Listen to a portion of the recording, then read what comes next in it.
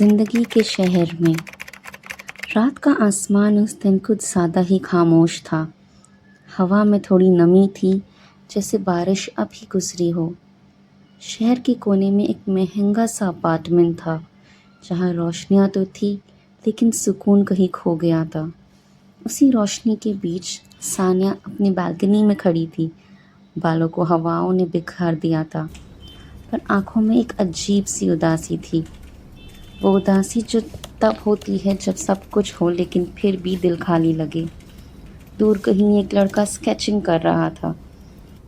Pencil کے ہر stroke کے ساتھ وہ کسی چہرے کو نقش پورا کر رہا تھا، پھر مٹا دیتا، پھر بناتا۔ شاید اسے خود ہی نہیں پتا تھا وہ کس کی تصویر بنا رہا تھا۔ اس کا نام محسن تھا اور اس کے اسکیچز میں روح تھی، لیکن چہرہ ہمیشہ ادھورا۔ ثانیہ اس رات اپنے ولاگ کا لاسٹ سین شوٹ کر رہی تھی۔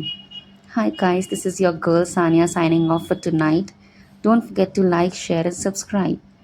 کیمرہ کے سامنے ایک مسکراہٹ تھی، جیسے ریکارڈنگ ختم ہوئی اور وہ ایک مسکراہٹ اس کے چہرے سے بھی ختم ہو گئی۔ کیمرہ بند، ایموشنز بند۔ اس نے اپنے ہاتھ میں کافی کا مگ اٹھایا اور سمندر کی اور دیکھتے ہوئے دھیرے سے بولی، یہ شہر بھی نا سب کچھ دیتا ہے، بس سکون نہیں دیتا۔ دور محسن نے اسکیچ بک بند کر دیا اور اس نے سوچا کہ سکون کسی شہر میں نہیں، کسی انسان میں ملتا ہے۔ محسن ایک ینگ آرکیٹیکٹ جس کا دل ڈیزائن سے زیادہ جذبات سمجھتا تھا۔ دن بھر بلڈنگ بنانے کے کام میں رہتا اور رات میں سپنے۔ ثانیہ مرین ڈرائیو کے ایک بڑے سے گھر میں رہنے والی تھی، عظیم فیملی کی تیسری بیٹی۔ اس کے 4 اور بھائی بہن تھے، 2 بڑے 2 چھوٹے۔ محسن کے 2 اور بھائی تھے اور ایک بہن۔ محسن کا سب سے بڑا بھائی آرین، پھر زیبا، پھر محسن اور پھر آسمان۔ ثانیہ کے ماں باپ کا انتقال ہو چکا تھا 3 سال پہلے ہی، اور اس کے بعد سے ہی بڑا سا گھر بس ایک یادوں کا سلسلہ بن گیا تھا۔ اس کے والد کا بہت بڑے انڈسٹریلسٹ میں نام تھا، جس کی وجہ سے ہر رشتہ دار اب اپنے بچوں کا رشتہ ان سے کرنا چاہتا تھا، اور وجہ بس ایک تھی، پیسے۔ ثانیہ سمجھتی تھی کہ رشتوں کے پیچھے اب دل نہیں، صرف دولت بولتی ہے۔ ایک شام بڑی بہن سے بات کرتے ہوئے پھپھو نے بولی کہ ان کا بیٹا ٹورانٹو سے آنے والا ہے۔ ریحان قریشی کا ذکر ہوا، بزنس مین کا بیٹا، ماڈرن، پالشڈ، اور ایک لڑکا جس کا رشتہ پرفیکٹ میچ کہلایا جائے گا۔ پھپھو نے کہا کہ ثانیہ کے لیے یہ رشتے سے بہتر کوئی رشتہ نہیں۔ دونوں ماڈرن ہیں، دونوں سیٹلڈ ہیں، دونوں ایک جیسے ہیں۔ ریحان قریشی 28 سال کا، اسمارٹ، کانفیڈنٹ اور ایک اپ کمنگ سنگر۔ اس کی آنکھوں میں وہ ریفلیکشن ہے جو سمندر کی لہروں میں بھی مل جائے۔ ایسے تو ممبئی کا پلان 2 مہینے کا ہی ہے، لیکن شاید اب ممبئی تھوڑا اور خوبصورت لگنے لگا ہے۔ ہاتھ میں ثانیہ کی فوٹو لے کر اس نے کہا۔ پھپھو نے اس سے پوچھا، کیسی لگی تمہیں؟ تو اس نے مسکرا کر کہا، اسے کیسا لگا میں؟ پھپھو نے جلدی آفرین کو فون لگا دی، آفرین ثانیہ کی بڑی بہن، اور کہا کہ ثانیہ کا کیا ری ایکشن ہے اس رشتے کو لے کے۔ تو آفرین نے ثانیہ کی طرف دیکھا اور ثانیہ نے چھوٹی سی مسکراہٹ دے کے بولی، جیسے سب ٹھیک سمجھے۔ سب خوش تھے اس رشتے سے، پر ثانیہ کا دل اب بھی کہیں اور تھا۔ کہاں، یہ تو وہ خود نہیں جانتی تھی۔ ثانیہ سوچ رہی تھی کہ ممبئی خوبصورت ہمیشہ سے تھا، بس لوگ کبھی کبھی نئے لگنے لگے تھے۔ وہ شام ایک رشتے کا پہلا دن تھا۔ دونوں فیملیز نے مل کر بات فکس کر دی۔ بھائی بہن خوش تھے، کیونکہ انہیں لگا کہ عظیم قریشی الائنس ایک سٹیٹس میچ ہے، اور شاید تھا بھی، بس دلوں کا ملنا اب بھی باقی تھا۔ آسمان کو دیکھ کر ثانیہ سوچنے لگی، کیا یہ رشتہ اس کی زندگی بدل دے گا، یا صرف ایک اور خاموشی کا حصہ بن جائے گا؟ دور بینڈرا میں ایک لڑکا اپنی ڈرائنگ بورڈ پر لائنز بنا رہا تھا۔ محسن مرزا ہر اسکیچ کے درمیان رکتا، پھر بناتا، جیسے ہر روز کی کہانی ہو گئی تھی اس کی۔ رات دھیرے دھیرے ڈھل گئی، اور جب سب سو گئے وہ اٹھ کر نماز ادا کیا۔ اللہ کے آگے تہجد میں اس نے مانگا کہ یا اللہ، جو میرا ہے بس ہمیشہ میرا رہے۔ دل بہت عجیب لگ رہا ہے، بے چین سی فیلنگ ہے، کچھ غلط نہیں ہونے دینا۔ اس رات بینڈرا کے آسمان نے بھی دیکھا کہ ایک دل نے محبت مانگی تھی، مگر نام تو میرے اللہ نے لکھ دیا تھا۔ ان کی تقدیر لکھی جا چکی تھی، بس ملنا ان کا اب بھی باقی تھا۔ شہر نے آج کچھ الگ سا پہنا تھا، چاند تھوڑا اجلا، ہوا تھوڑی نرمی بھری، اور دل تھوڑے بے چین، جیسے قسمت نے آج کسی کی ملاقات لکھ رکھی ہو۔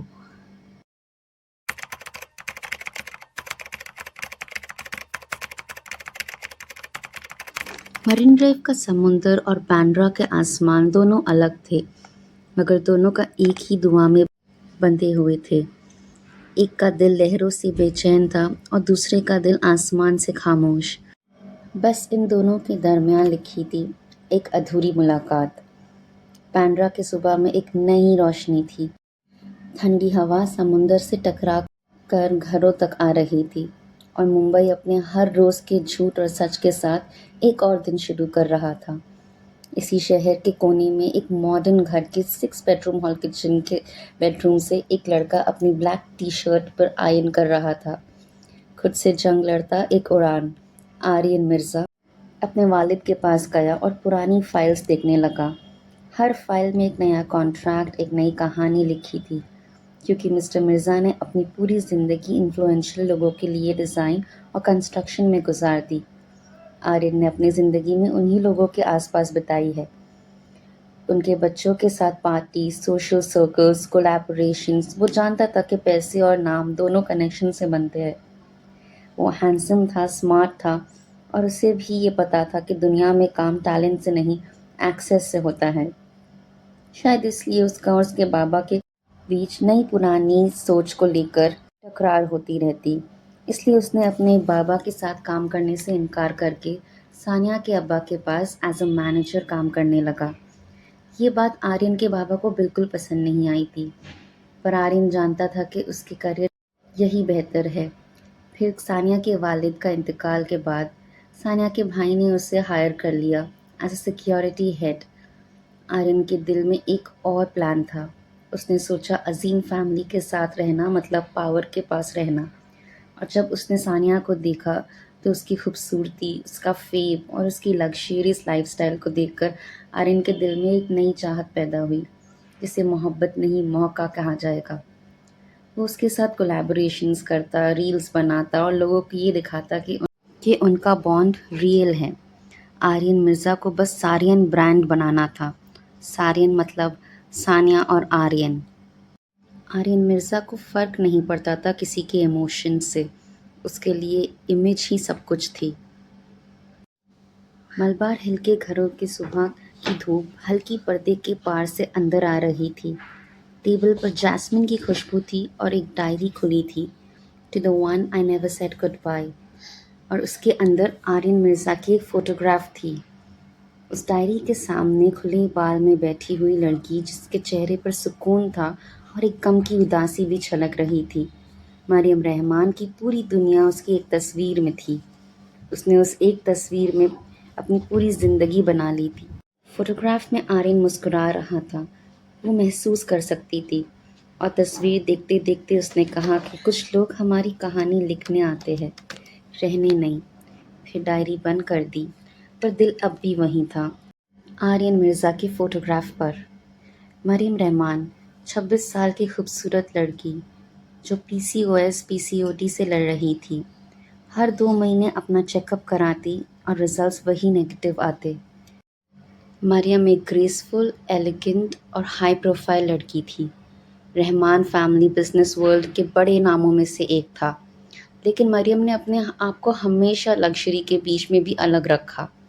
اس کا انداز نزاکت بھرا تھا، باتیں دھیمی اور مسکراہٹ بس ضرورت بھر کی۔ وہ زندگی سے محبت کرتی تھی، مگر خود سے شاید نہیں۔ انفرٹیلٹی کے بارے میں جب سے سوسائٹی نے اس کے لیے فسانے بنائے تھے، تب سے وہ اور زیادہ خاموش ہو گئی تھی۔ آئینے کے سامنے کھڑے ہو کر خود سے کہتی، کچھ لوگ ہر محفل میں چمک کر آتے ہیں، اور کچھ محفل میں بھی اندھیرا لے کر کھڑے رہتے ہیں۔ مریم اپنا بیگ اٹھاتی اور کار کیز لے کر اتر جاتی۔ کار میں بیٹھ کے ثانیہ کو آڈیو میسج کرتی کہ بس 15 منٹ میں وہاں آ جاؤں گی۔ ثانیہ میسج کا رپلائی کرتی اوکے کم سون، اور آرین کو بتاتی کہ مریم بس آن دا وے ہے۔ آرین نے ٹرائی پاڈ ایڈجسٹ کیا اور رنگ لائٹ آن کی اور بولا لائٹنگ پرفیکٹ ہے، تم بس اسمائل کر لو، باقی سب میں سنبھال لوں گا۔ کیمرہ چلا، میوزک پلے ہوا اور دونوں نے فریم میں ایک دوسرے کی طرف دیکھا۔ ثانیہ مسکرائی، آرین نے ہلکا سا مسکراہٹ واپس کیا اور وہی شاٹ پرفیکٹ ٹیک بن گیا۔ مریم اوپر آتے ہوئے ثانیہ کے روم میں اپنے بالوں کو ٹھیک کر رہی تھی۔ دل ہلکا سا دھڑک رہا تھا، شاید بیکار ہی، مگر اسے ہر بار ایسا لگتا تھا جب آرین کے نام سنتی۔ مریم نے دروازہ کھولا اور اندر دیکھا۔ آرین اور ثانیہ کیمرے کے سامنے بیٹھے ہوئے تھے۔ ایک نئی ریل کا شاٹ چل رہا تھا۔ آرین نے مریم کو دیکھا اور کہا اب آئی ہو اتنی دیر سے، کہاں رہ گئی تھی؟ مریم نے مسکرا کر کہا کیوں انتظار کر رہے تھے؟ آرین نے آنکھوں سے جواب دیا، پھر لفظ سے کہا نہیں، بس وقت پر آ جایا کرو، بس تم آتی ہو تو سب کچھ ٹھیک لگتا ہے۔ ان دونوں کے درمیان ایک لمحہ تھا جو مریم چاہتی تھی کہ کبھی ختم نہ ہو۔ کچھ جذبات ہوتے ہیں جو زبان تک نہیں جاتے، کچھ چہرے ہوتے ہیں جو دعاؤں میں بھی بس جاتے۔ وہ کچھ کہہ نہ پایا، وہ کچھ سن نہ سکی، اور یوں ایک اور ملاقات ادھوری رہ گئی۔ ملاقات ادھوری ہر جمعہ رات 8 بجے سفر عشق چینل پر آپ کا انتظار کرے گا۔